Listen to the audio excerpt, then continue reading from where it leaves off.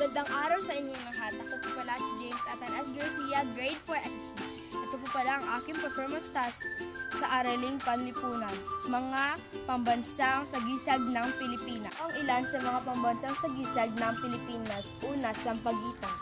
Masagisag ang sampagitan sa kadalisayan, kapayakan, pagkakumbaba at katatagan ng mga Pilipino. Pangalawa, ang pambansang dahon ng Pilipinas, anahaw. Anahaw. Ito ang pambansang dahon ng Pilipinas. Ang dahon ng anahaw ay malapad at pabilog at kulay berde. Ang tangkay ng dahon ay matinik at tumutubo ng paikot sa sariling katawan nito. Pangatlo,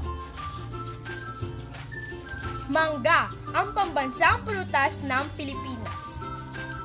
Ang mangga ay may iba't ibang uri ngunit halos lahat ay hugis puso. Marahil ito ay isa sa mga pinagbasihan kung bakit naging pambansang prutas ng Pilipinas. Sumasagisag sa pagiging mapagmahal ng mga Pilipino. Pang-apat, kalabaw, ang pambansang hayop ng Pilipinas. Sumasagisag ang katatagan ng kalabaw sa ating mga Pilipino, sa ating katatagan na kahit na anumang pagsubok, tayo ay hindi sumusuko at patuloy na hinaharap ang hamon sa buhay.